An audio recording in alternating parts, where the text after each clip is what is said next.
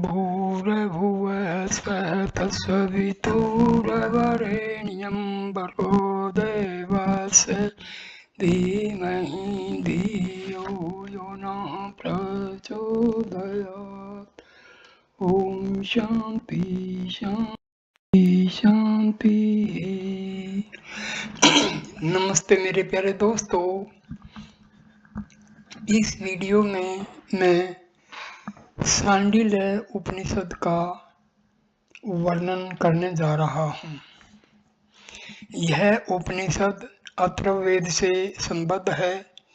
इसमें योग विद्या का समग्र वर्णन महर्षि सांडिल्य और मुनि अथर्वा के प्रश्नोत्तर रूप में प्रस्तुत है। इसमें कुल 3 अध्याय हैं। प्रथम अध्याय 11 खंडों वाला विस्तृत है, जिसका शुभारंभ सांडिल्य ऋषि के आत्म तत्व की प्राप्ति के उपाय स्वरूप अष्टांग योग के प्रश्न से हुआ।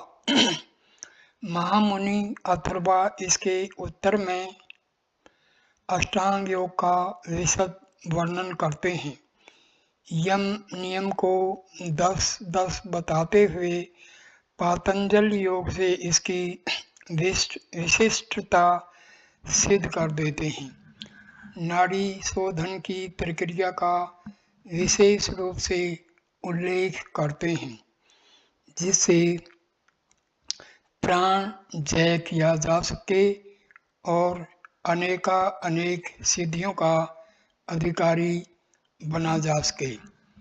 दूसरे अध्याय में ऋषि सांडिल्य ने महामुनि अथर्वा से ब्रह्म विद्या का रहस्य पूछा है, जिसके उत्तर में महामुनि ने ब्रह्म का सर्वव्यापी स्वरूप, उसकी अनिर्वचनीयता, उसका लोकोत्तर रूप बताते हुए कहा कि वह ब्रह्म तुम ही हो, उसे ज्ञान के द्वारा जानो।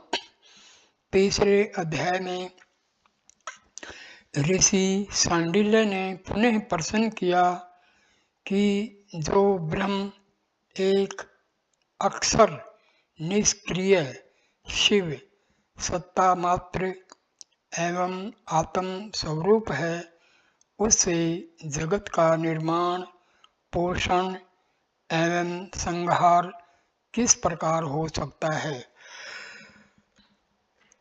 जिसके उत्तर में महामुनि ने ब्रह्म का सकल निष्कल एवं सकल निष्कल भेद बताते हुए कहा कि ब्रह्म के सकल निष्कल रूप से उसके संकल्प मात्र से सृष्टि का प्राकट्य, विकास और विलय होता रहता है। अंत में ब्रह्म का सर्वव्यापी स्वरूप, उसकी अनिर्वचनीयता, उसका लोकोत्तर रूप बताते हुए कहा कि वह ब्रह्म तुम ही हो, उसे ज्ञान के द्वारा जानो। तीसरे अध्याय में ऋषि सांडिल्य ने पुनः प्रश्न किया कि जो ब्रह्म एक अक्षर अक्षर निष्क्रिय शिव सत्ता मात्र एवं आत्म स्वरूप है, उसे जगत का निर्माण, पोषण एवं संहार किस प्रकार हो सकता है। इसके उत्तर में महामुनि ने ब्रह्म का सकल निष्कल एवं सकल निष्कल बताते हुए कहा कि ब्रह्म के सकल निष्कल रूप से उसके संकल्प मात्र से सृष्टि का प्राकट्य, विकास और विलय होता रहता है। अंत में ब्रह्म, आत्मा, महेश्वर एवं दत्तात्रेय शब्द का निर्वचन प्रस्तुत करते हुए आदि देव पुरुष दत्तात्रेय का सतत ध्यान करते रहने की बात कही और यह भी कहा कि इसी ध्यान से मनुष्य समस्त पापों से मुक्त होकर परम कल्याण मोक्ष का अधिकारी बन जाता है। शांति पाठ। ओम भद्रम कर्णेभिः इति शांति द्रष्टव्य अत्रवश्री उपनिषद। पहला श्लोक। महर्षि सांडिल्य अथर्वा मुनि से पूछते हैं कि हे मुने, आत्म तत्व की प्राप्ति के उपाय स्वरूप अष्टांग योग का वर्णन करने की कृपा करें।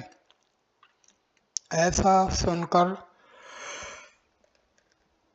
उन अथर्वा मुनि ने कहा, हे महर्षि, यम, नियम, आसन, प्राणायाम, प्रत्याहार, धारणा, ध्यान एवं समाधि ये ही योग के 8 अंग कहे गए हैं। यम एवं नियम की संख्या 10 है। आसन 8 प्रकार के हैं। प्राणायाम की संख्या 3 है। प्रत्याहार एवं धारणा दोनों के 5 भेद हैं। ध्यान 2 प्रकार के होते हैं तथा समाधि का एक ही भेद है। इसमें यम के 10 भेद इस प्रकार हैं: अहिंसा, सत्य, अस्तेय, ब्रह्मचर्य, दया, सरलता, अक्षमा, धैर्य, अल्प आहार ग्रहण करना तथा पवित्रता। अहिंसा का तात्पर्य है मन, वचन, शरीर एवं अपने कार्य के द्वारा किसी भी प्राणी को कभी भी दुख न देना। सत्य का अर्थ है कि मन, वचन, शरीर एवं कर्म से जो हितकारी हो वही वाणी प्राणियों के समक्ष बोलना। अस्तेय अर्थात मन, वचन, शरीर एवं अपने कार्य के द्वारा दूसरों के धन साधनों के प्रति निष्प्रह रहना। ब्रह्मचर्य का तात्पर्य है कि सभी अवस्थाओं में मन, वचन, शरीर एवं कर्म के द्वारा सभी तरह के मैथुन असंयम का परित्याग करना। दया अर्थात समस्त प्राणियों पर सदैव अपना अनुग्रह बनाए रखना। आर्जव अर्थात मन, वचन, शरीर एवं कर्म से लोगों के द्वारा उचित अथवा अनुचित व्यवहार करने अथवा न करने पर भी समभाव बनाए रखना।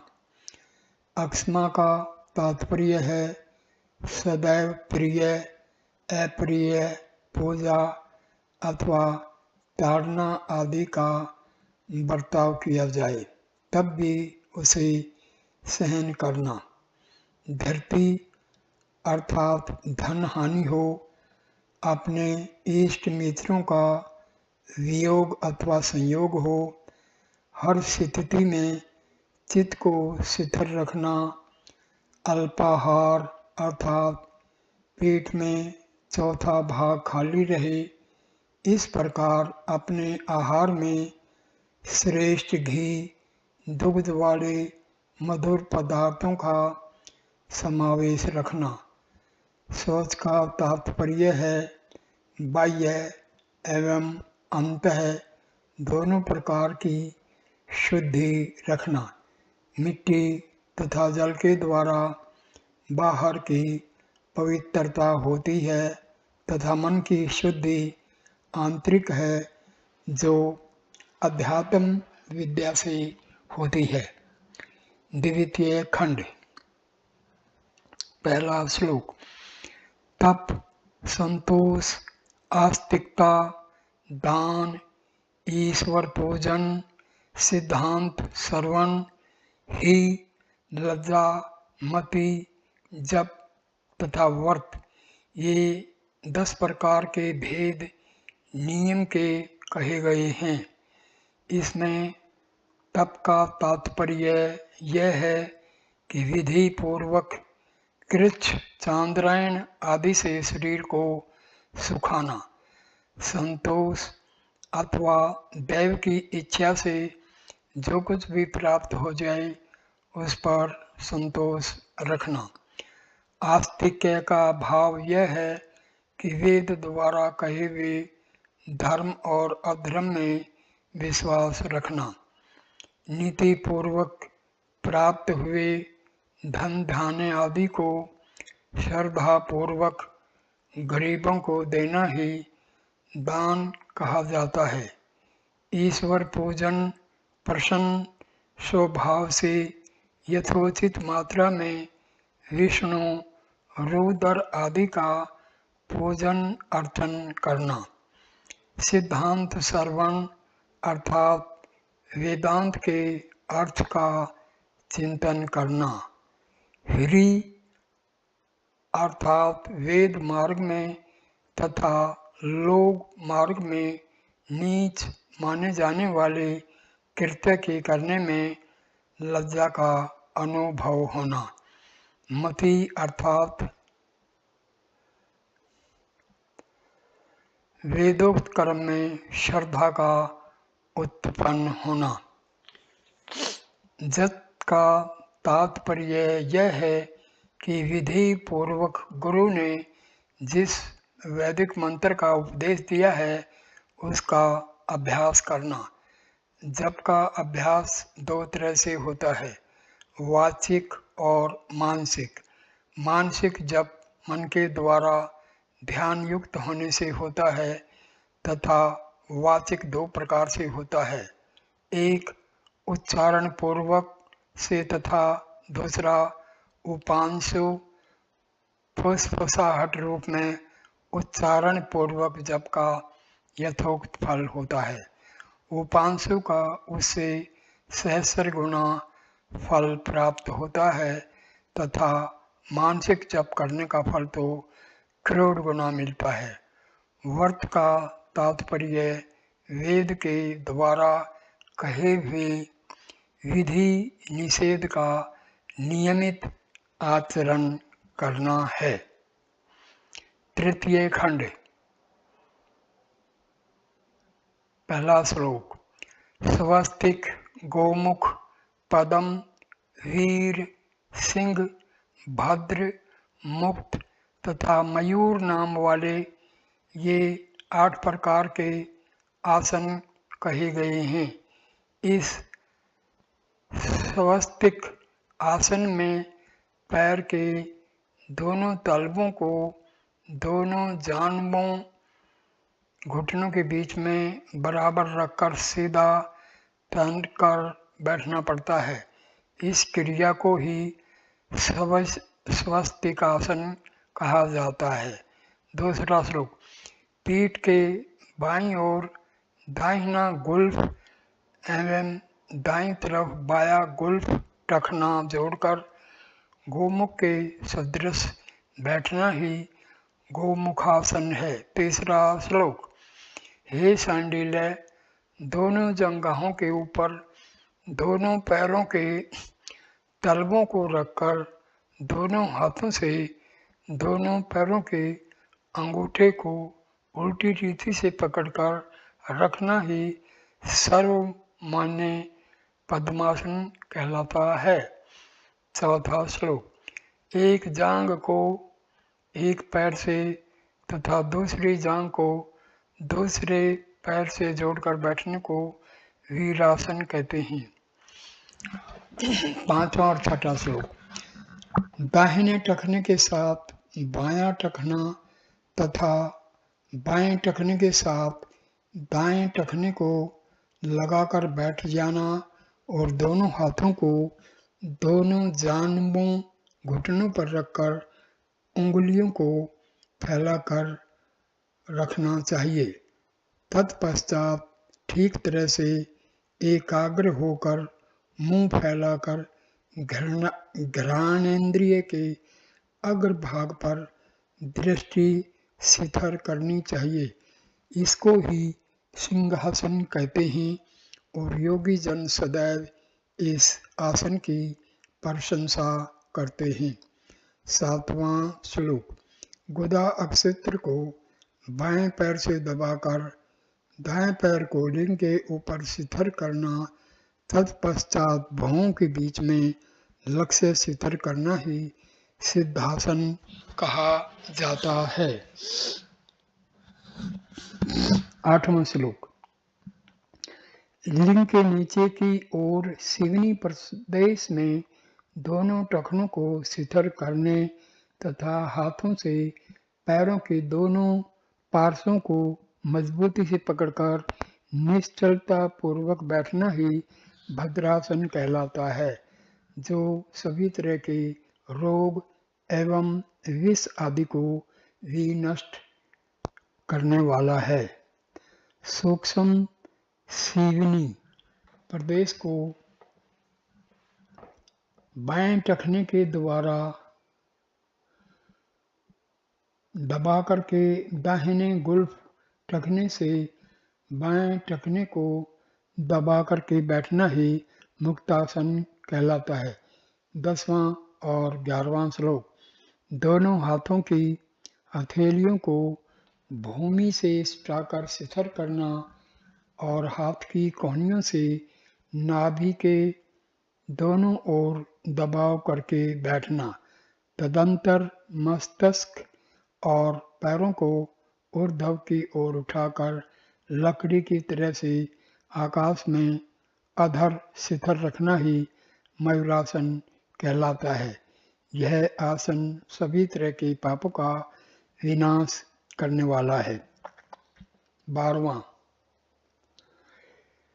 इन आसनों के करने से शरीर के अंदर विद्यमान रहने वाले सभी तरह के रोग भी नष्ट हो जाते हैं तथा सभी प्रकार के विष स्वयं ही समाप्त हो जाते हैं। 13वां श्लोक। जो मनुष्य असक्त हो उसे जिस किसी आसन से सुख मिले वही आसन करना चाहिए। 14वां श्लोक। जिसने इन सभी आसनों को जीत लिया है उसने तीनों लोक जीत लिए हैं, ऐसा समझना चाहिए। 15वां श्लोक।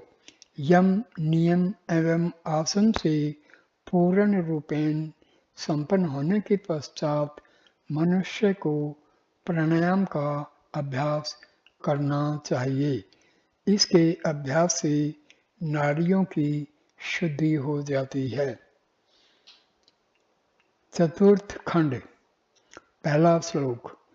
तत्पश्चात महात्मा सांडिल्य ने अथर्वा मुनि से पूछा, किस उपाय से नाड़ियाँ शुद्ध होती हैं, नाड़ियों की संख्या कितनी होती है, उनकी उत्पत्ति किस तरह से हुई, उसमें कितने प्रकार के वायु रहते हैं, उनका स्थान कौन सा है, उनके कार्य क्या क्या होते हैं, इस शरीर में जो भी कुछ जानने के लिए आवश्यक है वह सभी कुछ आप मुझे बताने की कृपा करें।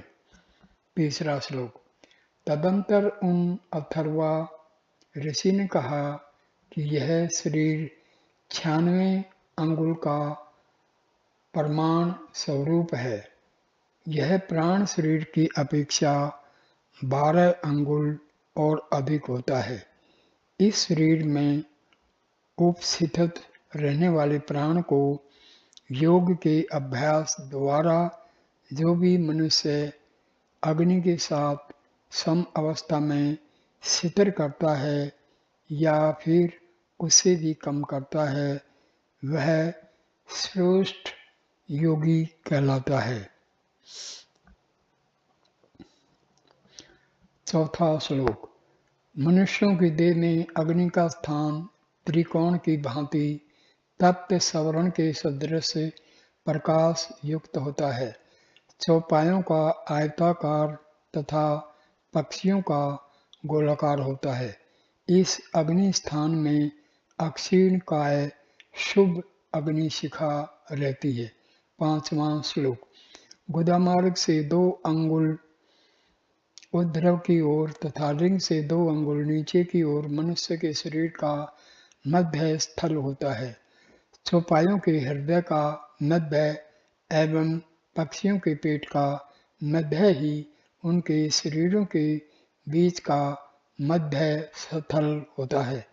शरीर का वह बीच का भाग 9 अंगुल ऊंचा तथा 4 अंगुल विस्तार वाला होता है। उसकी आकृति अंडे के सदृश होती है। 7वां श्लोक। उसके मध्य में नाभि है तथा उसमें 12 अरों से युक्त चक्कर स्थित है। उस चक्कर के मध्य में पुण्य पाप से प्रेरणा प्राप्त करता हुआ जीव यत्र तत्र भ्रमण करता रहता है। जिस प्रकार से मकड़ी अपने द्वारा निर्मित तंतु जाल के द्वारा भ्रमण करती रहती है, उसी तरह से यह जीव भी वहाँ पर विचरण करता रहता है। इस देह में जीव प्राण के ऊपर सतत आरूढ़ रहता है। 8वां श्लोक। नाभि के समीप नीचे एवं ऊपर की ओर कुंडलिनी अक्षेत्र स्थित है। कुंडलिनी शक्ति 8 प्रकार की प्रकृति से युक्त एवं 8 कुंडली घुमाव बनाए हुई है। यह शक्ति योग की अवस्था में वायु के संचार को यथावत करके जल एवं अनादि को चारों ओर से कंधों के पार्श्व में शिथिल करके पुनः मुख से लेकर ब्रह्मरंध्र तक अपान तथा अग्नि के द्वारा जागृत होती है। यह स्फुरण युक्ता शक्ति हृदय आकाश में महान उज्ज्वल एवं ज्ञान रूपा होती है। 9वां श्लोक। कुंडलिनी का आश्रय प्राप्त करके मध्य में स्थिर रहने वाली 14 मुख्य नाड़ियां ये हैं। कर्मशय, ईडा, पिंगला, सुषुम्ना, सरस्वती, वारुणी, पूषा, हस्तजीवा, यस्विनी, विश्वोदरी, कुहू, संखिनी, पैस्विनी, अलम्बुसा एवं गांधारी नाम वाली हैं। 10वां श्लोक। इन समस्त नाड़ियों में सुषुम्ना नाड़ी विश्व को धारण करने में समर्थ तथा मोक्ष मार्ग को प्रदान करने वाली है, ऐसा योगीजन कहते हैं। गुदा के पृष्ठ भाग में वह नाड़ी मेरुदंड के आश्रित रहती है तथा मस्तिष्क में ब्रह्मरंध्र तक पहुँचती है। यह स्पष्ट, सूक्ष्म एवं वैष्णवी रूपा होती है। 11वां श्लोक।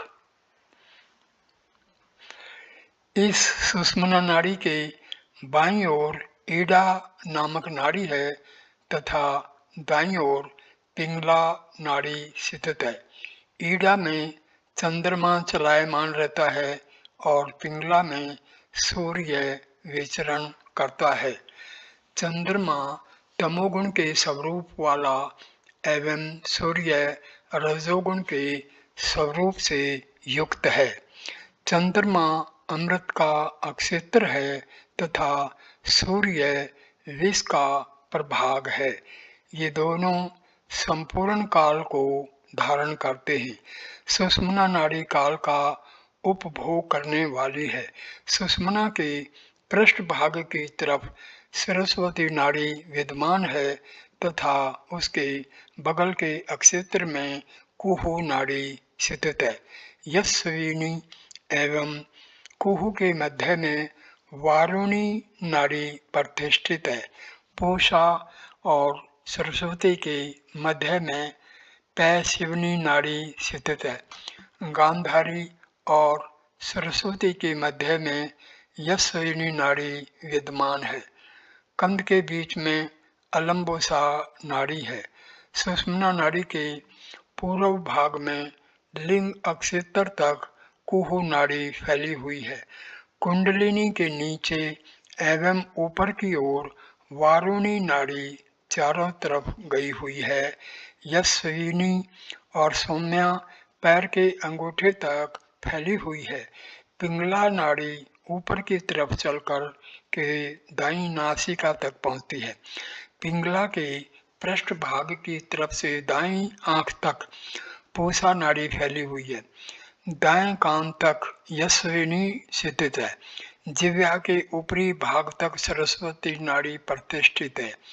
बाएं कान तक ऊपर की ओर गमन करती हुई शंखिनी नाड़ी स्थित है। ईडा नाड़ी के पृष्ठभाग की ओर से बाएं नेत्र तक गमन करने वाली गांधारी नाड़ी कहलाती है। गुदाक्षेत्र के मूल से नीचे ऊपर की ओर जाने वाली अलम्बोसा नाड़ी कहलाती है। इन 14 प्रकार की नाड़ियों में अन्य और दूसरी नाड़ियां भी स्थित हैं। उन नाड़ियों के अंदर भी अन्य इस प्रकार की बहुत सी नाड़ियां हैं। जिस प्रकार से पीपल आदि के पत्ते शिराओं केशों से संव्याप्त होते हैं, उसी तरह शरीर भी तरह तरह की नाड़ियों से संव्याप्त है। 12वां श्लोक। प्राण अपान समान उदान व्यान नाग कोरम किरकर देवदत्त एवं धनंजय, ये 10 तरह के वायु इन समस्त नाड़ी संस्थानों में विचरण करते रहते हैं। 13वां श्लोक।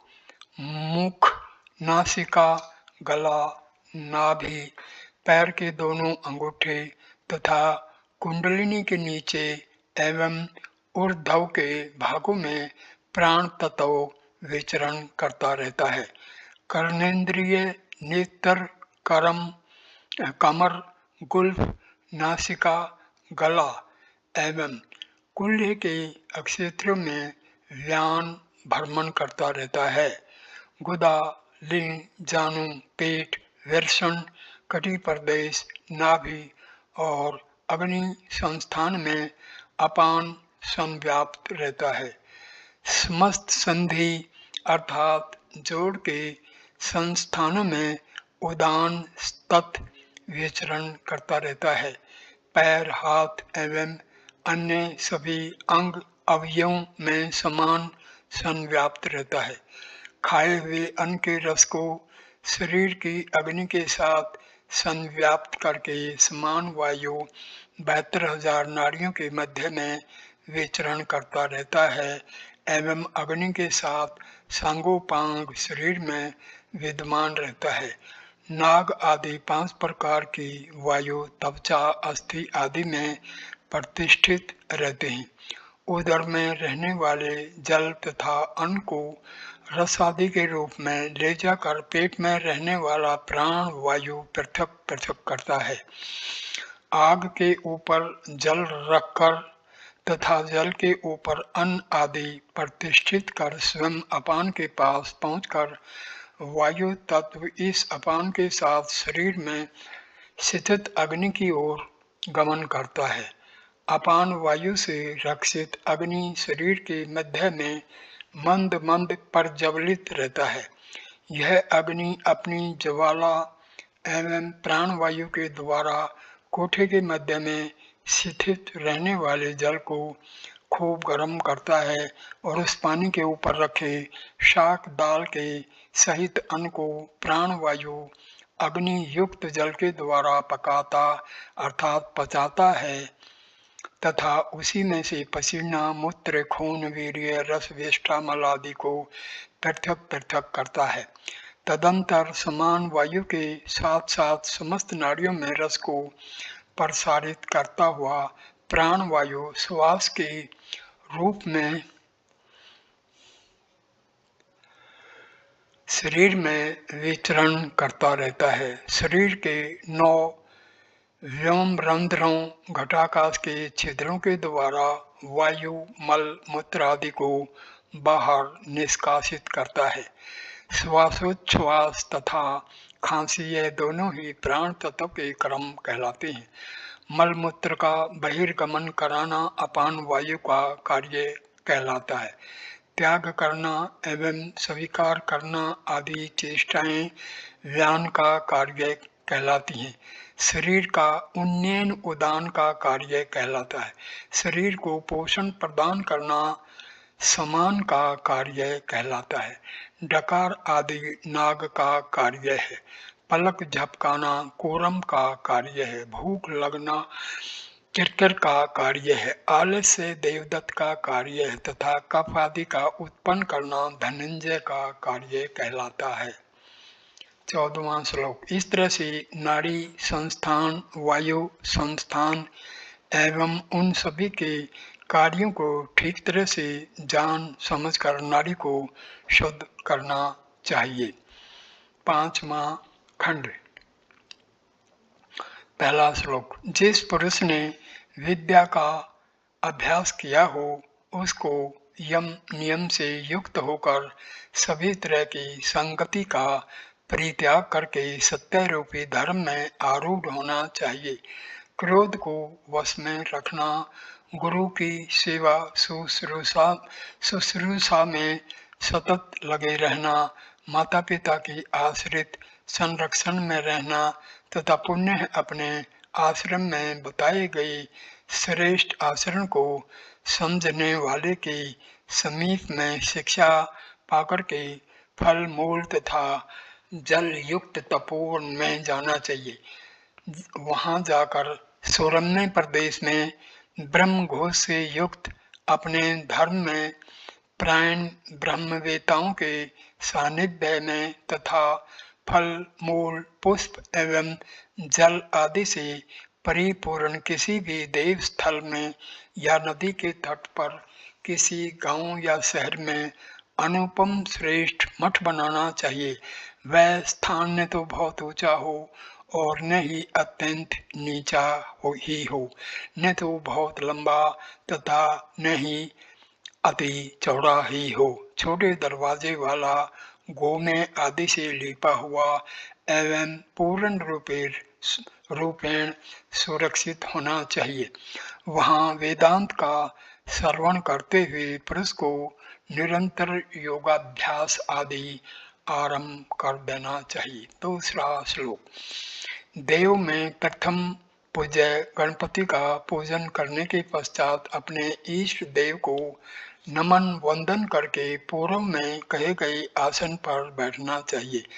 उस समय पूर्व अथवा उत्तर दिशा की तरफ मुख रखना और सुकोमल आसन पर आसीन होकर के आसन को जय सिद्ध करना चाहिए।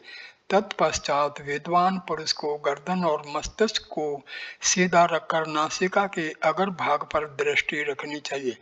दोनों भौहों के मध्य चंद्रमंडल को देखना तथा दोनों नेत्रों से अमृत तत्व का पान करना चाहिए। इसके बाद 12 मात्राओं से ईडा नाड़ी के माध्यम से वायु खींचकर उसे पेट के अंदर रहने वाले ज्वालाओं से युक्त रेफ और बिंदु सहित अग्निमंडल से युक्त करने का ध्यान चिंतन करना चाहिए तथा इसके बाद पिंगला नाड़ी द्वारा अंदर की वायु को बाहर निकालना चाहिए।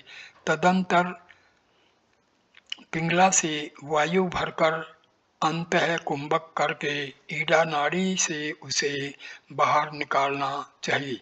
तीसरा और चौथा श्लोक। इस तरह से 43 दिन त्रिचतु 43 3, 4 या 7 मास त्रिचतु सप्ताह अथवा 1 वर्ष त्रिचतु 12 मास पर्यंत त्रिकाल संध्या के साथ 3-3 अथवा 4-4 बार तथा उनके मध्य में 6 बार तक अभ्यास करना चाहिए। इस अभ्यास से नाड़ी की शुद्धि हो जाती है। तदंतर इस अभ्यास से शरीर में हल्कापन, चेहरे में चमक, कांति, अग्नि की अभिवृद्धि तथा नाद श्रवण होने लगता है। षष्ठ खंड, पहला दूसरा श्लोक। प्राण तथा अपान को एकत्रित कर देना ही प्राणायाम होता है। रेचक, पूरक तथा कुंभक के भेद से प्राणायाम 3 तरह का होता है। वे रेचक, पूरक, कुंभक प्राणायाम वर्ण के स्वरूप से युक्त हैं। इस कारण प्रणव ही प्राणायाम कहलाता है। चौथा श्लोक। पद्म आदि किसी भी आसन पर आसीन होकर पुरुष को ध्यान करना चाहिए। नासिका के अग्र भाग पर चंद्रमंडल की ज्योतिषना से आवृत लाल रंग के अंग वाली हंस पर आसीन अपने हाथ में दंड को धारण किए हुए बाल रूप एकार मूर्ति से युक्त गायत्री हैं। ओकार मूर्ति सावित्री श्वेत शुभ्र अंग से युक्त गरुड़ के आसन पर प्रतिष्ठित युवावस्था से युक्त अपने हाथ में चक्कर धारण किए हुए हैं। इसी तरह से भयकार मूर्ति सरस्वती कृष्णांगी वृषभ पर आसीन वृद्धावस्था को प्राप्त अपने हाथ में त्रिशूल को धारण किए हुए हैं। इस प्रकार एकार आदि 3 वर्णों का सम्मिलित रूप ओम है तथा वह संपूर्ण का कारण एकाक्षर स्वरूप परम ज्योति है, ऐसा चिंतन करना चाहिए। 5वां श्लोक।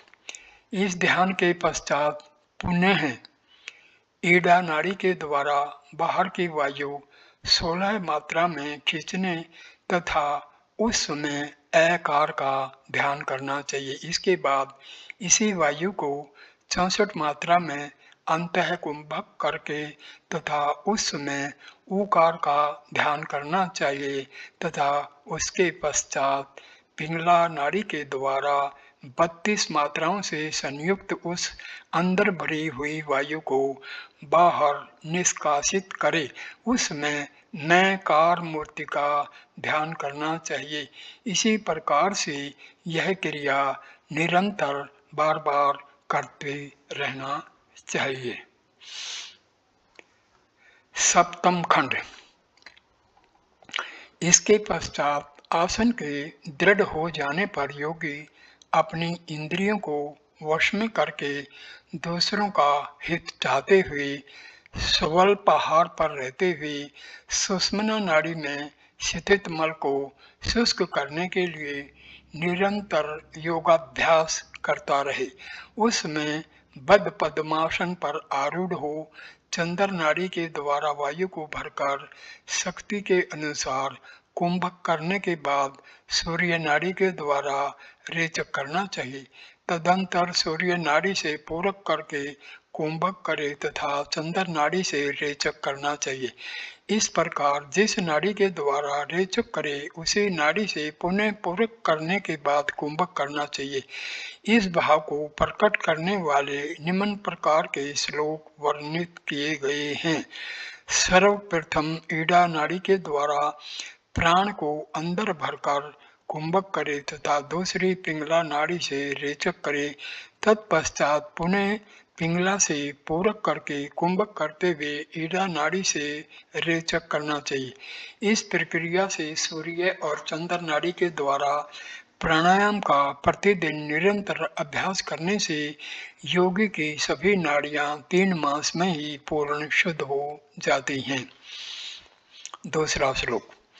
प्रातः काल, मध्य काल, सायंकाल तथा मध्य रात्रि में इस तरह से 4 बार मंद मंद गति से 80 मात्राओं तक कुंभक का अभ्यास करना चाहिए। तीसरा श्लोक। कनिष्ठ प्राणायाम के करते समय शरीर में पसीना आ जाता है। मध्यम सत्र का प्राणायाम करने में शरीर में कंपी छूटती है और श्रेष्ठ प्राणायाम में पद्मासन में अवस्थित योगी अपने आसन से उठ जाता है। चौथा श्लोक। प्राणायाम करते समय श्रम के कारण शरीर में से जो पसीना निकल आता है, उस पसीने को शरीर में मसल लेना चाहिए, क्योंकि इससे योगी का शरीर अत्यधिक मजबूत और हल्का हो जाता है। पांचवा श्लोक। प्राणायाम का अभ्यास करते समय प्रारंभिक अवस्था में दुग्ध एवं घृत के भोजन को ही अत्यधिक श्रेष्ठ बतलाया गया है। तत्पश्चात जब अभ्यास स्थिर हो जाता है, तब किसी नियम की आवश्यकता नहीं रहती। छठा श्लोक। जिस प्रकार सेने सिंह, गज और व्याघ्र आदि को वश में कर लिया जाता है, उसी प्रकार वायु भी प्राणायाम के अभ्यास से धीरे धीरे वश में आ जाती है, लेकिन इसके विपरीत नियम से चलने पर यानी जल्दबाजी करने से वायु योगी का विनाश कर देती है। सातवां श्लोक। अतः जिस प्रकार से ठीक बने वैसे ही रेचक करना चाहिए, जैसे ठीक लगे वैसे ही पूरक करना तथा ठीक लगने तक ही कुंभक करना चाहिए। इस प्रकार का अभ्यास करने से शीघ्र ही सिद्धि प्राप्त हो जाती है। आठवां श्लोक।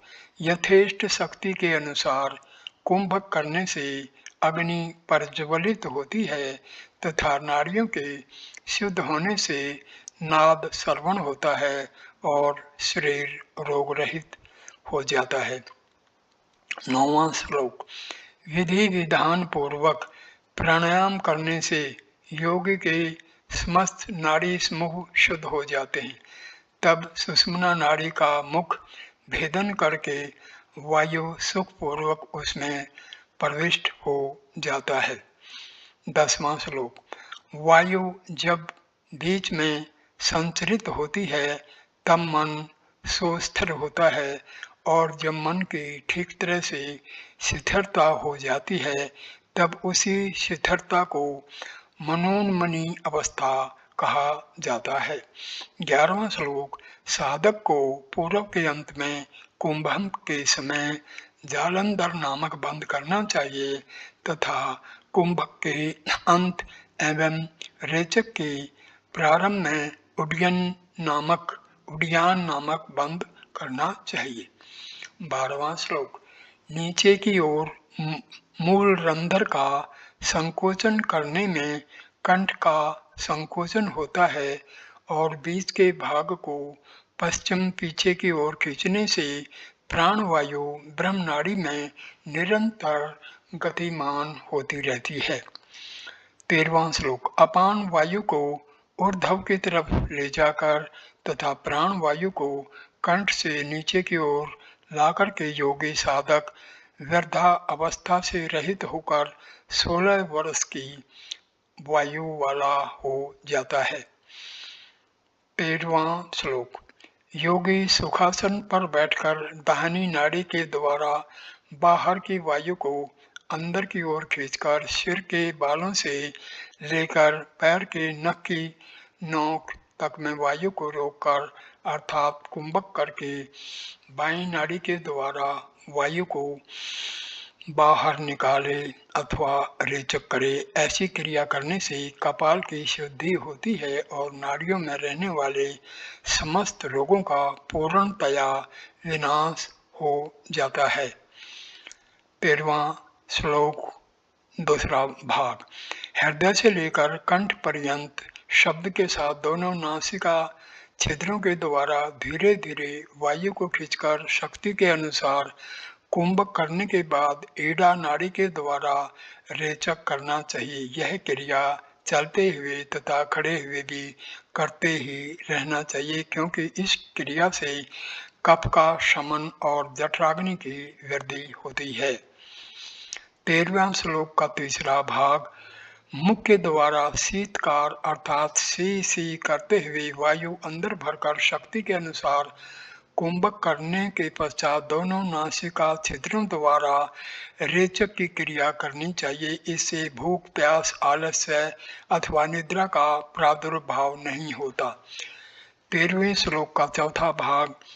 जीवा द्वारा वायु को अंदर खींचकर शक्ति के अनुसार कुंभक करके दोनों नासिका छिद्रों द्वारा रेचक करना चाहिए। इसे गुल्म, गोला, तिल्ली, जबर, पित्त और भूख आदि रोगों का शमन हो जाता है। 13वें श्लोक का 5वां भाग। अब कुंभक के संदर्भ में कहते हैं उसके दो भेद हैं, पहला सहित और दूसरा केवल। रेचक तथा पूरक से जो संयुक्त हो उसे सहित और उनसे जो रहित हो वह केवल है। इसमें से केवल जब तक सिद्ध न हो तब तक सहित का अभ्यास करते रहना चाहिए, और जब केवल कुंभक सिद्ध हो जाता है तब योगी को तीनों लोकों में कुछ भी दुर्बल नहीं रहता। केवल कुंभक के द्वारा ही कुंडलिनी जागृत हो जाती है। 13वें श्लोक का 6वां भाग। इस सिद्धि के पश्चात योगी साधक कृश शरीर से युक्त, प्रसन्न मुख वाला, निर्मल नेत्रों से संपन्न, नाद श्रवण करने वाला, समस्त रोगों से रहित, बिंदु को जय करने वाला, ब्रह्मचर्य सिद्ध तथा प्रज्वलित जठराग्नि से युक्त हो जाता है। 14वां श्लोक। अंतःकरण में लक्ष्य निहित हो तथा बाह्य की दृष्टि निमेष उन्मेष अर्थात पलक झपकने से विहीन हो, यही वैष्णवी मुद्रा है तथा इसे ही समस्त तंत्र शास्त्रों में गुप्त रहस्य के रूप में मान्यता प्राप्त है। 15वां श्लोक। अंतर लक्ष्य में जिस योगी का चित्त और पवन विलय को प्राप्त हो गया हो वह योगी साधक सतत निश्चल नेत्रों द्वारा बाहर की ओर नीचे की तरफ देखता हो, किंतु इसके अतिरिक्त और कुछ नहीं देखता हो, यही खेचरी मुद्रा है। यह केवल लक्ष्य में ही एक तान एवं मंगलमय होने के कारण वैष्णवी मुद्रा भी कही जाती है। उसमें शून्य एवं अशून्य रहित परम तत्व अविनाशी पद रूप में प्रकाशित होता रहता है। 16वां श्लोक। अर्ध उन्मीलित नेत्रों से युक्त एकाग्र मन वाला तथा नासिका के अग्र भाग पर स्थित दृष्टि से संपन्न योगी अचल भाव को पाने के पश्चात एवं सूर्य एवं चंद्र नाड़ी को भी विलय करा देता है। इस समय ज्योति रूप समस्त बाहरी विषयों से विहीन एवं दीप्तिमान जो तत्व प्रकाशित हो रहा है वही परम वस्तु के रूप में उसका विषय होता है। हे सांडिल्य, इस प्रकार तुम्हें जानना चाहिए। योगी 17वां श्लोक। योगी साधक दोनों नेत्रों की पुतलियों को ज्योति से जोड़कर दोनों भौं को कुछ ऊंचा रखता है। यह साधक के प्रारंभिक अभ्यास का मार्ग है और इससे अक्षण मात्र में ही उन्मनी स्थिति प्राप्त हो जाती है। इसलिए साधक को खेचरी मुद्रा का अभ्यास करना चाहिए, उससे वह उन्मनी दिशा को प्राप्त करता है, फिर उसे योग निद्रा की प्राप्ति हो जाती है। जिस साधक को योग निद्रा की प्राप्ति हो वह योगी फिर काल के वश में नहीं होता। 18वां श्लोक। इस कारण हे सांडिल्य, शक्ति के बीच में मन को केंद्रित करो। शक्ति को मन के अंदर गतिशील रखकर तुम मन के द्वारा मन को ही देखो तथा सुखी समुन्नत जीवन व्यतीत करो। 19वां श्लोक। ऐसे ही चैतन्य आकाश के बीच में आत्मा को स्थित करके तथा आत्मा के मध्य में चैतन्य आकाश को प्रतिष्ठित देखना चाहिए। इसके पश्चात सभी को चैतन्य आकाश में करके ऐसा ध्यान करें कि इसके अतिरिक्त और कुछ है ही नहीं। 20वां श्लोक। योगी को बाह्य जगत की चिंता नहीं करनी चाहिए, उसी प्रकार अपने भीतर की भी चिंता नहीं करनी चाहिए। इस तरह समस्त प्रकार की चिंताओं का परित्याग करके मात्र चैतन्य स्वरूप हो जाना चाहिए। 21वां श्लोक। जिस तरह से कपूर अग्नि में तथा नमक जल में विलीन हो जाता है, उसी तरह से ध्यानस्थ हुए योगी का मन परम तत्व में विलीन हो जाता है। 22वां श्लोक। जो भी कुछ जानने योग्य है और जो प्रतीत होता है, उसका जो ज्ञान है उसे ही मन कहते हैं।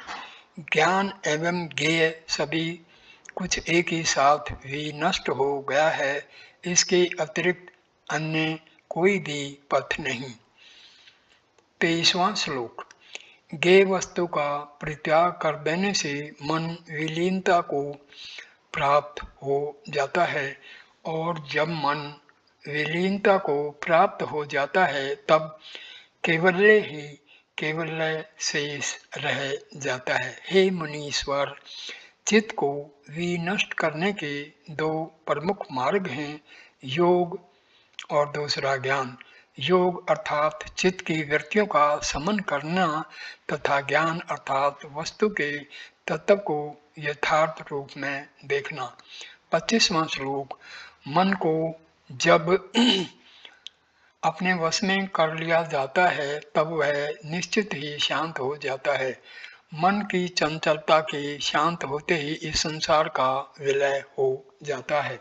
26वां श्लोक। जिस प्रकार सूर्य की गति आलोक शांत हो जाने पर संसार का व्यवहार शांत हो जाता है, वैसे ही शास्त्रों एवं सज्जनों के संगति से वैराग्य के अभ्यास का योग हो जाने से भी संसार शांत हो जाता है। 27वां, 28वां, 29वां श्लोक। सर्वप्रथम सांसारिक वृत्तियों के प्रति अनास्था उत्पन्न की जाए, तत्पश्चात लंबे समय तक ध्यान एवं एक तत्व का दृढ़ अभ्यास हो जाने से मन का स्पंदन बंद हो जाता है, अर्थात प्राण वायु को अपने वश में कर लिया जाता है। इस प्रकार बिना शर्म के अधिक देर तक श्वास खींचते हुए पूरक आदि वायु के दृढ़ अभ्यास तथा एकांत चिंतन करने से मन की गति पूर्णतया बंद हो जाती है, मन वश में हो जाता है। तदंतर ओमकार के उच्चारण के बाद शब्द तत्व की अनुभूति होने से सद्ज्ञान द्वारा सुषुप्ति का रूप जान लिया जाता है। तब प्राण की गति रुक जाती है, अर्थात प्राण तत्व को अपने में वश में कर लिया जाता है। 30वां श्लोक। तालु के मूल में स्थित रहने वाली ग्रंथि को जब सतर्कता पूर्वक जीवा द्वारा दबाया जाता है तब प्राण वायु ऊपर के छिद्र में आ जाता है और तभी प्राण गति अवरुद्ध अपने वश में हो जाती है। 31वां श्लोक। तालु से ऊर्ध्व की ओर 12 अंगुल दूर तक गमन करने वाला प्राण गलित चेष्टा शून्य हो जाता है, तब अभ्यास मात्र से ही ऊपर के छिद्र द्वारा प्राण का स्पंदन अवरुद्ध किया जाता है। 32वां श्लोक। नासिका के अग्रभाग के सामने 12 अंगुल की दूरी पर पवित्र आकाश में ज्ञान दृष्टि जब अत्यंत शांत हो जाती है तब प्राणों का स्पंदन अवरुद्ध हो जाता है। 33वां श्लोक। भौम के मध्य में तारक ब्रह्म के साक्षात्कार होने पर शांति के मिल जाने से जगत व्यापार बंद होने लगते हैं तथा मानसिक संकल्प विराम लेते हैं, तभी प्राण गति अवरुद्ध हो जाती है। 34वां श्लोक। केवल प्रणव के स्वरूप में ही प्रादुर्भूत जो ज्ञान के रूप तथा मंगल में बल बनकर प्रकट होता है तथा जिसमें विकल्प के अंश का स्पर्श भी नहीं रहता, तभी प्राण की गति अवरुद्ध हो जाती है। 35वां श्लोक। हे मुने, चिरकाल तक हृदय प्रदेश में एकांत आकाश की अनुभूति होने से वासना विहीन मन ध्यान मगन होने लगता है। इससे प्राण का स्पंदन अवरुद्ध हो जाता है। 36वां श्लोक। इस प्रकार कर्मानुसार अनेक गुरुओं के अमृत वचनों उपदेशों का अनुसरण करके भांति भांति के संकल्पों की कल्पना के माध्यम से प्राण का स्पंदन अवरुद्ध हो जाता है। 36वां श्लोक। दूसरा भाग। योगी साधक कुंडलिनी को संकुचित करके ऊपर खींचकर किवाड़ को खोलकर मुक्ति का द्वार प्रशस्त करे। 36वें श्लोक। गए पाठ। जिस मार्ग से गमन करना होता है उसी मार्ग का द्वार मुख से आच्छादित करके कुंडलिनी शयन करती है। वह तिर्यक स्वरूप वाली सर्प की भांति लिपटी हुई है। 36वां श्लोक। गह पाठ। इस कुंडलिनी महाशक्ति को जो योगी निरंतर संचालित करता है वह मुक्ति को प्राप्त कर लेता है।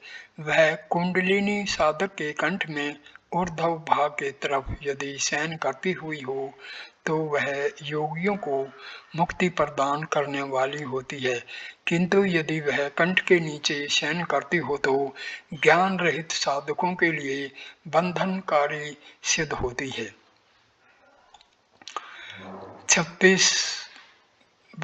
36 श्लोक 36 अड़य पाठ। ईड़ा आदि दोनों मार्गों का परित्याग करके सुषुम्ना के रास्ते उसका आगमन होता है, क्योंकि वही विष्णु का परम पद है। 37वां श्लोक। वायु प्राणायाम का संपूर्ण अभ्यास मन के साथ ही होना चाहिए। इस अवसर पर ज्ञानी पुरुष को मन की वृत्ति को अन्यत्र संयुक्त नहीं होने देना चाहिए। 38वां श्लोक। यहाँ पर यह बात नहीं है कि अमुक दिन विष्णु का पूजन नहीं करना चाहिए अथवा अमुक रात्रि को विष्णु को न पूजना चाहिए, बल्कि सदा ही विष्णु की पूजा करते रहना चाहिए। केवल रात्रि में अथवा दिन में ही न पूजना चाहिए। 39वां श्लोक। हे शांडिल्य, 5 इंद्रियों के प्रवाह वाला हृदय रूप रिक्त आकाश स्थित ज्ञान को प्रादुर्भूत करने वाला है तथा वहीं खेचरी मुद्रा स्थित रहती है, अतः आप उसी का सेवन करें। 40वां श्लोक।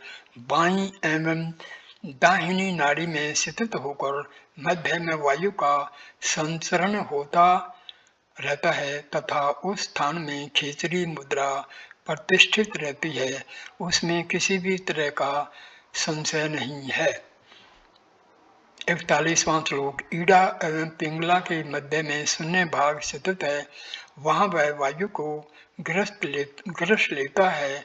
खेचरी मुद्रा भी वहीं पर प्रतिष्ठित रहती है एवं वहीं सत्य भी स्थित रहता है। 42 का कै भाग। चंद्रमा एवं सूर्य की दोनों नाड़ियों के बीच में आधार रहित धरातल स्थित है, वही व्योम मंडल में खेचरी मुद्रा प्रतिष्ठित है। 42 ख पाठ। छेदन चालन एवं दोहन के द्वारा जिह्वा को ज्यादा से ज्यादा नुकीला बनाकर भ्रकुटी के बीच में दृष्टि स्थिर करके कपाल के छिद्र में जब जिह्वा विपरीत उल्टी होकर गमन करने लगती है तभी खेचरी मुद्रा सिद्ध होती है। जिह्वा एवं चित्त दोनों ही कपाल के छिद्र रूपी आकाश में विचरण करते हैं तथा ऊर्ध्व की ओर गई हुई जिह्वा वाला पुरुष अमरता को प्राप्त कर लेता है। 42 का गए भाग। बाएं पैर की एड़ी से मूल रंध्र को दबाकर दाहिना पैर आगे की तरफ फैलाकर उसे दोनों हाथों से पकड़ना तथा इसके पश्चात नासिका के दोनों छिद्रों से वायु को भरकर कंठबद्ध जलंधरबद्ध लगाना एवं ऊपर की ओर उठी हुई वायु को शिथिल करना चाहिए। इस क्रिया से समस्त क्लेशों का विनाश हो जाता है।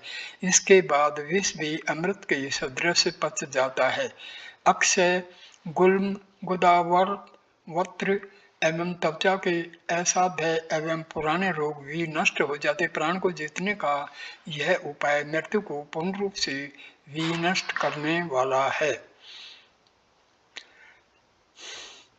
42 का घयपाठ। बाएं पैर की एड़ी को योनि स्थान के साथ संयुक्त करके दाहिना पैर बाएं पैर पर रखे तथा वायु को अंदर भरकर ठुड्डी को हृदय की तरफ दबाकर योनि स्थान को संकुचित कर मन के मध्य अपनी आत्मा का चिंतन करना चाहिए। इस क्रिया से अपरोक्ष सिद्धि की प्राप्ति होती है। 43 और 44, 43वां श्लोक और 44 का क भाग। बाहर से प्राणवायु को अंदर की ओर आकृष्ट करके उदर में प्रतिष्ठित करे और वहां से उसे नाभि के मध्य में, नाक के अग्र भाग में तथा पैर के अंगूठे में मन द्वारा प्रयास पूर्वक धारण करे। इस तरह से संध्या काल में यह क्रिया सदैव करने वाला योगी साधक समस्त रोगों से मुक्ति पाकर श्रम रहित हो जाता है। 44वें श्लोक का ख भाग। नासिका के अग्र भाग पर दृष्टि केंद्रित करने से वायु को वश में किया जा सकता है। नाभि के मध्य में शिथिल करने से सभी रोगों का नाश होता है तथा पैर के अंगूठे में शिथिल करने से शरीर हल्का हो जाता है। 45वां श्लोक। जो मनुष्य जीवा द्वारा वायु को खींचकर सतत पान किया करता है उसे शर्म या दाह नहीं होता तथा उसके समस्त रोग नष्ट हो जाते हैं। 46वां श्लोक। जो ब्राह्मण दोनों संध्या काल में वायु को अपनी ओर आकृष्ट करके उसको पीता रहता है उसकी वाणी में 3 मास में ही कल्याण स्वरूपा मां सरस्वती प्रकट हो जाती है। 47वां श्लोक। इसी तरह से 6 मास पर्यंत अभ्यास करने से समस्त प्रकार के रोगों का शमन हो जाता है। जो विद्वान पुरुष जीवा द्वारा वायु को ग्रहण करके जीवा के मूल में उसे अवरुद्ध करता है वह अमृत का पान करता है तथा उसका सब प्रकार से कल्याण ही होता है। 48वां श्लोक। ईड़ा नाड़ी के द्वारा दोनों भौहों के मध्य में आत्मा में ही आत्मा मन को धारण कर लेने से पुरुष देवों के आहार का भेदन करता है। इस क्रिया को संपन्न करते समय यदि वह रोगी भी होता है तो समस्त रोगों से मुक्त हो जाता है। 49वां श्लोक। ईड़ा एवं पिंगला दोनों नाड़ियों के द्वारा वायु को नाभि तक खींचकर पेट के दोनों भागों में जो मनुष्य एक घड़ी तक चलाता रहता है वह सभी रोगों से छूट जाता है। 50वां श्लोक।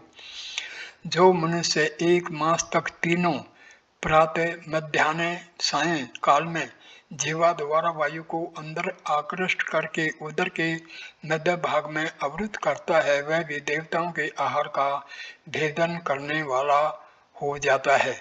मनुष्य का आहार तब पचता है जब उसके पाचक रस खाए हुए पदार्थों का भेदन करने में समर्थ होते हैं। देवताओं के सूक्ष्म आहार मनुष्य के प्रभाव क्षेत्र में रहते हैं लेकिन सामान्य लोग उसका उपयोग नहीं कर पाते। योगी अपनी चेतना से उसका भेदन करके उसका लाभ प्राप्त करने की स्थिति में पहुंच जाता है। 51वां श्लोक। जो पुरुष नित्य मुहूर्त भर के लिए मन के साथ वायु को नासिका के अग्र भाग पर धारण करता है उसके सभी तरह के जबर भी नष्ट हो जाते हैं।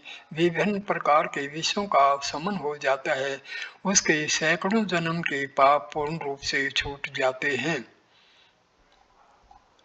52वां श्लोक। आँख की पुतली पर संयम करने से सभी प्रकार के विषयों का ज्ञान प्राप्त होता है। नासिका के अग्र भाग पर चित्त का संयम करने से इंद्रलोक का ज्ञान प्राप्त होता है। उसके नीचे चित्त का संयम करने से अग्निलोक का ज्ञान प्राप्त होता है। नेत्र में चित्त का संयम करने से सभी लोकों का ज्ञान प्राप्त होता है। श्रोत्र में संयम करने से यमलोक का ज्ञान प्राप्त होता है। उसके बगल में चित्त का संयम करने से राक्षसों के लोगों का ज्ञान होता है। पीठ के भाग में संयम करने से वरुण लोक का ज्ञान होता है। बाएं कान में चित्त का संयम करने पर वायु लोक का ज्ञान होता है। कंठ में संयम करने से चंद्र लोक का ज्ञान होता है।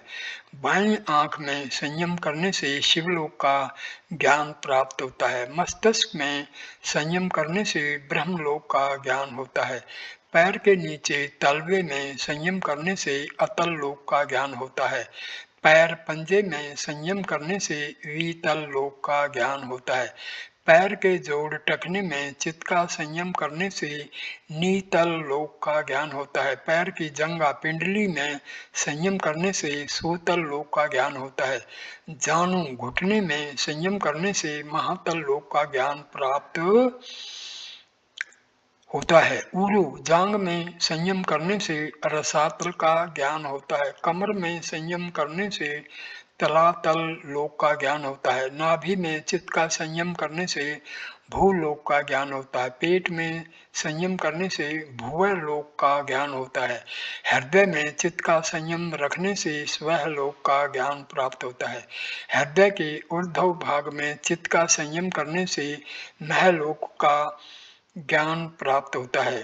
कंठ में संयम करने से जनह लोक का ज्ञान प्राप्त हो जाता है। भौं के मध्य में संयम करने से तपह लोक का ज्ञान प्राप्त होता है। मस्तिष्क में चित्त का संयम करने से सत्यालोक का ज्ञान प्राप्त होता है। धर्म तथा अधर्म में संयम करने से भूत भविष्य का ज्ञान हो जाता है। विभिन्न प्राणियों की आवाज में संयम करने से उनकी बोली का ज्ञान होता है। संचित कर्म में संयम करने से पूर्व जन्म का ज्ञान होता है। दूसरे लोगों के चित्त में संयम रखने से दूसरे के चित्त का ज्ञान होता है। शरीर के रूप में संयम करने से दूसरे का सा रूप हो जाता है। बल में संयम करने से हनुमान आदि के जैसा बल प्राप्त हो जाता है। सूर्य में संयम करने से समस्त भुवनों का ज्ञान हो जाता है। चंद्र में संयम करने से समस्त तारामंडलों का ज्ञान हो जाता है। ध्रुव में संयम करने से उसकी गति का दर्शन होता है। स्वार्थ में संयम करने से पुरुष का ज्ञान होता है। नाभि चक्र में संयम करने से शरीर व्यूह का ज्ञान होता है। कंठकूप में संयम करने से भूख प्यास समाप्त हो जाती है।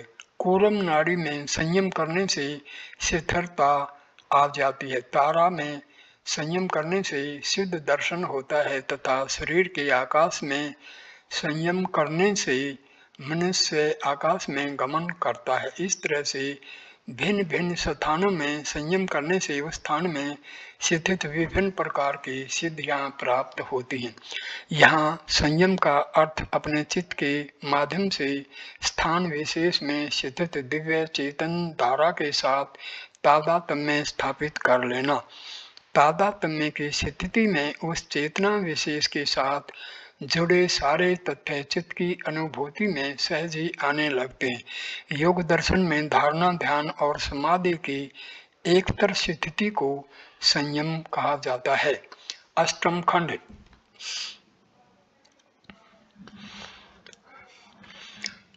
पहला श्लोक। अब प्रत्याहार का वर्णन करते हैं। वह 5 प्रकार का है। विश्व में विचरण करती हुई इंद्रियों को बलपूर्वक अपनी ओर आकृष्ट कर लेने, इंद्रियां बाह्य भोगों में रस लेने की अभ्यस्त होती हैं। उन्हें बाह्य उपकरण में से हटाकर अंतःकरण की रसानुभूति से जोड़ लेने को प्रत्याहार कहा जाता है। जो जो दिखाई देता है वह सब आत्मा है, ऐसा समझना चाहिए। आँख, नाक, कान आदि विभिन्न अवयवों की अनुभूति वास्तव में आत्मा के ही कारण है। इसका बोध होना यही प्रत्याहार है। नित्य किए गए कर्मों के फल का परित्याग, कर्म के फल में रस लेने की अपेक्षा कर्म करने में ही रस एवं सार्थकता की अनुभूति होने पर फल की कामना न रहना ही प्रत्याहार है।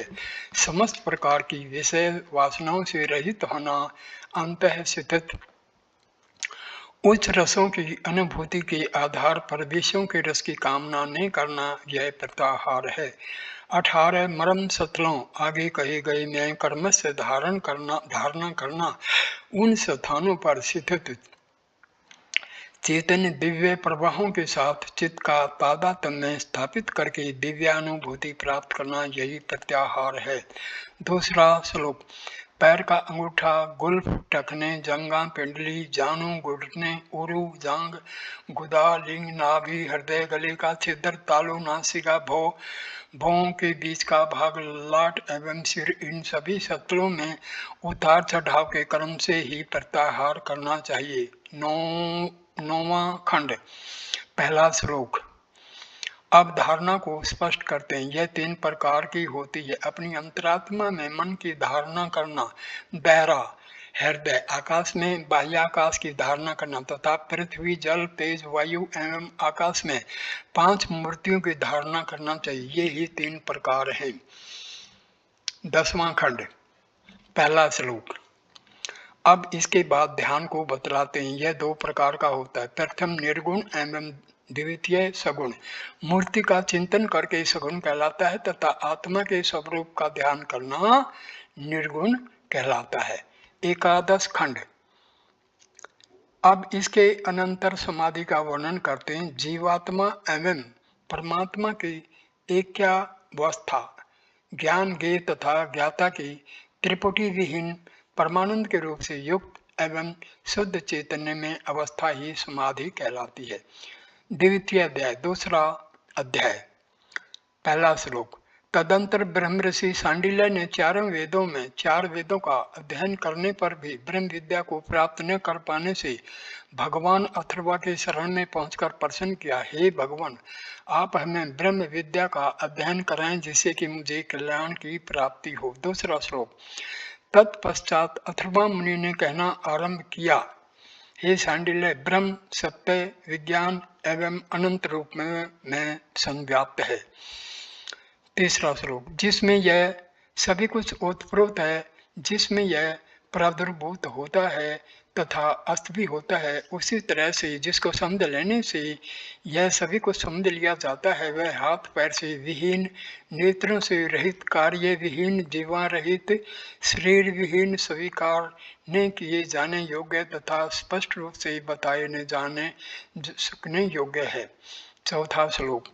जिसे प्राप्त किए बिना वाणी एवं मन पीछे की ओर वापिस हो जाते हैं, जो मात्र ज्ञान से ही पाया जा सकता है, जिसे प्राचीन प्रज्ञा का प्रचार प्रसार हुआ है, जो अनुपम एवं अद्वितीय है, आकाश के सदृश सर्वत्र व्याप्त रहने वाले अति सूक्ष्म निरंजन क्रिया विहीन एकमात्र सत्य स्वरूप चेतना से संपन्न आनंद स्वरूप एक रूप से संपन्न मंगल में अत्यंत शांत एवं अम्र है, वही परम अविनाशी ब्रह्म है, वही तुम हो, ज्ञान के द्वारा तुम उसे जानो। 5वां श्लोक। जो एक ही देवात्मा की शक्ति रूप में प्रमुख सब प्रकार से ज्ञान संपन्न सर्वेश्वर समस्त प्राणियों की अंतरात्मा, सभी प्राणियों में निवास करने वाले, सब प्राणियों में छिपे हुए सभी प्राणियों का मूल उत्पत्ति स्थान केवल योग के द्वारा ही जाना जा सकने योग्य है, जो विश्व की सृष्टि पालन एवं विलय स्वयं करता है, वही आत्मा है। तुम आत्मा में ही उन सब की स्थिति जानो। 6वां श्लोक। तुम शोक बिल्कुल न करो, आत्मा का विशिष्ट ज्ञान पाकर के तुम शोक का अंत कर लोगे। 3रा अध्याय, प्रथम खंड, पहला श्लोक। इस प्रकार अथर्वा मुनि से जानकारी प्राप्त करने के पश्चात महात्मा सांडिल्य ने प्रश्न किया, हे भगवान, जो पर ब्रह्म एकाक्षर क्रिया विहीन मंगल में सत्ता मात्र एवं आत्मा स्वरूप है, उसे यह जगत इस प्रकार से प्रादुर्भूत होता है, किस प्रकार वह प्रतिष्ठित होता है तथा किस प्रकार उस तरह से उसमें विलीन हो जाता है, मेरी यह शंका दूर करना अत्यंत आवश्यक है। 3रा श्लोक। ऐसा सुनकर अथर्वा मुनि ने कहा, हे सांडिल्य, यह सत्य है कि पर ब्रह्म निष्क्रिय एवं अक्षर रूप है, तब भी इस अविनाशी पर ब्रह्म के 3 स्वरूप सकल, निष्कल एवं सकल निष्कल हैं। 4था श्लोक। जो सत्य रूप विज्ञान युक्त आनंद स्वरूप क्रिया रहित निरंजन सर्वव्यापी सूक्ष्मता अति सूक्ष्म चतुर्दिक मुख वाला अनिर्वचनीय और अमर है, यह ब्रह्म का निष्कल रूप है। 5वां श्लोक। इसके पश्चात अब इस पर ब्रह्म की जो सहज अविद्या मूल प्रकृति एवं माया शक्ति है, वह लाल श्वेत एवं कृष्ण रंग से युक्त है, उस माया की सहायता प्राप्त करके यह देव कृष्ण एवं पीत रूप से युक्त होकर सभी का ईश्वर और नियंता होता है, यह इस ब्रह्म का सकल रूप है। 6वां श्लोक। तत्पश्चात इस पर ब्रह्म ने ज्ञान में तब से वृद्धि प्राप्त कर इच्छा की कि मैं विभिन्न रूपों में प्रकट प्रादुर्भूत हो जाऊं। तदंतर तब प्रारंभ किया, तभी समस्त कामनाओं से संपन्न तीन अक्षर प्रादुर्भूत हुए। वैसे ही तीन व्यावृत्तियां, तीन पदों वाली गायत्री, तीन वेद, तीन देव, तीन वर्ण एवं तीन अग्नियां उत्पन्न हुई। जो यह देव भगवान होकर समस्त ऐश्वर्यों से संपन्न, सर्वत्र व्याप्त रहने वाला, समस्त प्राणियों के हृदय में रहने वाला, मायावी एवं माया के साथ क्रीड़ा कलोल करता है, वही ब्रह्मा, वही विष्णु, वही रुद्र, वही इंद्र, वही समस्त देवताओं एवं सभी भूत प्राणियों के रूप में है। वही अग्र भाग में, वही श्रेष्ठ भाग में, वही उत्तर की ओर, वही दक्षिण की ओर, वही नीचे की ओर तथा वही ऊर्ध्व की ओर प्रतिष्ठित है। इस तरह से वही सब कुछ है। यह देव अपनी शक्ति से क्रीड़ा करने वाला तथा अपने भक्तों के प्रति अनुकंपा बनाए रखने वाला है। इसका शरीर दत्तात्रेय रूप, सुंदर वस्त्र रहित कमल की पंखुड़ी के सदृश कोमल, चार भुजाओं से संपन्न, भयंकरता से रहित एवं पाप रहित होकर प्रकाश से युक्त है। यही उसका सकल निष्कल रूप है। द्वितीय खंड, पहला और दूसरा श्लोक। इसके पश्चात महर्षि सांडिल्य ने अथर्वा मुनि से पुनः प्रश्न किया, हे भगवान, मात्र सत्य स्वरूप, चैतन्य युक्त एवं आनंद स्वरूप, एक रस संपन्न यह पर ब्रह्म क्यों कहा जाता है? तब अथर्वा मुनि ने उत्तर दिया, हे सांडिल्य, वह ब्रह्म स्वयं वृद्धि को प्राप्त होता है तथा अन्य दूसरों को वृद्धि प्रदान करता है, अतः इस कारण वह अविनाशी शाश्वत ब्रह्म कहलाता है। तीसरा और चौथा श्लोक। इसके अनंतर वह आत्मा क्यों कहा जाता है? ऐसा पूछने पर अथर्वा मुनि ने कहा, वह ब्रह्म सर्वत्र सभी में विद्वान रहता है, सभी को स्वीकार करता है तथा सभी का भक्षण कर लेता है, अर्थात अपने में मिला लेता है। इसी कारण वह आत्मा कहलाता है। पांचवा छठा श्लोक। वह महेश्वर क्यों कहा जाता है? अथर्वा मुनि ने कहा, क्योंकि वह शब्द, ध्वनि एवं आत्म शक्ति से बड़े बड़ों का नियंत्रण करता है तथा बड़ों का ईश्वर, इसलिए वह महेश्वर कहलाता है। सातवां और आठवां श्लोक। वह दत्तात्रेय क्यों कहा जाता है? अथर्वा मुनि ने उत्तर दिया, क्योंकि अत्यंत उग्र तपश्चर्या करने के उपरांत अत्रि ऋषि ने पुत्र प्राप्ति की कामना की। तदंतर उनके ऊपर अत्यधिक प्रसन्न होते हुए ज्योतिष्मान भगवान शिव ने स्वयं को ही उन अत्रि ऋषि को पुत्र रूप में प्रदत्त किया और वे स्वयं अत्रि एवं अनुसुईया के द्वारा प्रादुर्भूत हुए। इस प्रकार से वे दत्तात्रेय के नाम से प्रसिद्ध हुए। नौवां दसवां श्लोक। इस समस्त अर्थ सहित नामों को जो व्युत्पत्ति सहित समझता है, वह सभी कुछ जानने में समर्थ हो जाता है। इसके अनंतर जो इस आत्म विद्या के द्वारा इस परमात्म तत्व की उपासना करता है, वह मैं ही परमात्मा है, इस प्रकार के भाव से ब्रह्म का वर्णन करने वाला ब्रह्मवेत्ता बन जाता है। 15वां श्लोक। यहाँ पर यह निम्न श्लोक कहे गए हैं। मंगल स्वरूप वाले, शांत रूप वाले, इंद्रनील मणि के समान श्याम, आत्म माया के साथ रमन करने वाले, अवधूत नगन शरीर वाले, भस्म लगे हुए शरीर वाले, जटाजुट धारण किए हुए, सर्वत्र व्याप्त रहने वाले, चार भुजाओं से युक्त उदार अंग वाले, प्रफुल्ल कमल के समान नेत्र वाले, ज्ञान योग के भंडार, संपूर्ण विश्व के गुरु, योगी जनों के प्रिय, अपने भक्त जनों पर दया करने वाले, सबके साक्षी एवं सिद्ध जनों द्वारा सेवित प्रभु दत्तात्रेय देव शाश्वत सनातन पुरुष हैं तथा देवों के भी देव अर्थात आदि देव हैं। इस तरह से जो पुरुष निरंतर सदा ही उन देव पुरुष का ध्यान करता रहता है, वह समस्त पापों से मुक्त होकर मुक्ति को प्राप्त करता है। इति ओम सत्यम, अर्थात यही सत्य है। इस प्रकार से यह उपनिषद रहस्यमय विद्या पूर्ण हुई। ओम भद्रम कर्णे भी इति शांति इति सांडिल्योपनिषद। तो यहाँ पर सांडिल्य उपनिषद संपूर्ण हो जाता है और इसके साथ ही ये वीडियो भी संपूर्ण हो जाता है। नमस्ते दोस्तों।